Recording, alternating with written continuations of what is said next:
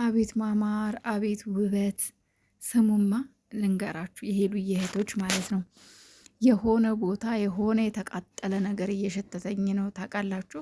የሆነ በቃ በምኑ እንዳወቅኩበት ታውቃላችሁ። በአሽሙሩ የአሽሙራም ማለት ነው። ወይኔ ፈጣሪ ግን እግዚአብሔርን ግን ሰው ግን ማለት ነው በጣም ይገርመኛል። እኔ የሚገርመኝ ማለት ነው ሲጀመር እኮ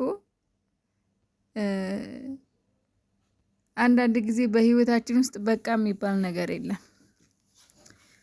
ሰው በቃ ሲል እግዚአብሔር ስራውን ይጀምራል እና ሄሉዬ ደግሞ ምንጊዜም ቢሆን በህይወቷ ሰው ይመጣል፣ ሰው ይሄዳል። ያ ምንድን ነው? ሄሉን እኔ በደንብ አውቃታለሁ። የራሷ አቋም ያላት ሴት ስለሆነች ነው። በማንም በሰው በወንድ ማትመራ ስለሆነች ነው። በቃ የማይመቻት ነገር መብቷን የምታስከብር ስለሆነች ነው።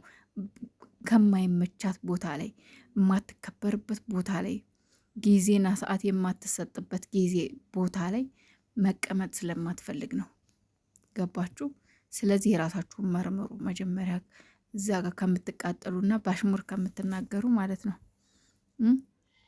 አሽሙር ጥሩ አይደለም። ለማንኛውም ሁሌ አሽሙር፣ ሁሌ አሽሙር። የምር የሆነ ሰውን በጣም ስለታዘብኩት ነው። በቀደም የሆነ ሴት ይዞ መጥቶ አሽሙር እየጻፈ ነበር እና ዝም ብዬ ተናድጄ ዝም ብዬ ያለፍኩና ግን ይደብሩኛል በጣም። ለምን በቃ እሷ ሲጀምር በጊዜው ትወድ ነበር። እውነት ለመናገር እኔ እንደምትወደው አውቃለሁ። የምር እንደምትወደው አውቅ። ምክንያቱም ብዙ ጊዜ ታግሰዋለች፣ ብዙ ጊዜ አልፈዋለች፣ ብዙ ስህተቶችን አርማ አልፋለች እና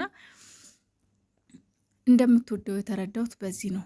ሄሉዬ በክብሯን ሆነ በምንም የምትደራደር ሴት አይደለች። ግን ስንት ጊዜ ክብሯን ዝቅ አድርጎታል እና በዛን ጊዜ ግን እያለፈችው ነበር። እሷ ሌሎችን አትታገስም አታልፈም ነበር። እሱን ግን ታግሰዋለች እና ሄሉዬ እሱን እንደምትወደው ተረድቻት ነበረ።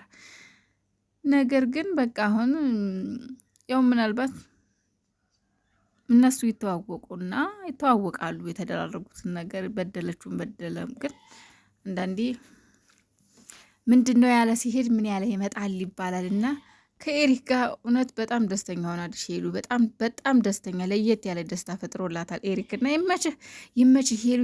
ሀበሻውንም ፈረንጁንም እያንበረከክሹ ነው። ይመችሽ የኔ ቆንጆ። ይህ እንደዚህ ሳቅ በሳቅ ሆነሽ ማየት ነው የምንፈልገው። የምን መደበር፣ የምን መከፋት፣ የምን ከዩቲዩብ መጥፋት፣ የምን ምናምን እና ደስታሽ ደስታችን ነው። ፏ በሉልን እንግዲህ። ቱርክም ይዤሽ እሄዳለሁ ብሏል ኤሪክ። ጆስዬ ምርጥ ጓደኛ ነው። በቀደሙ ቪዲዮ ግን ትንሽ የሆነ የደበረኝ ነገር ነበረ። መጀመሪያ በማንም ሳይሆን በሁላችሁም ነበር የደበረኝ።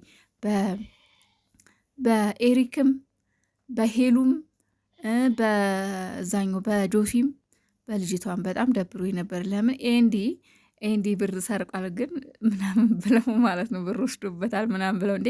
እና ምን ችግር አለው? ኧረ ሲጀምር ደግሞ እንዴት ምንም ቢኮን እኮ ኤንዲ ጓደኛችሁን አበሻ ነው፣ ዘመዳችሁ የው ስጋችን ነው፣ ደማችን ነው።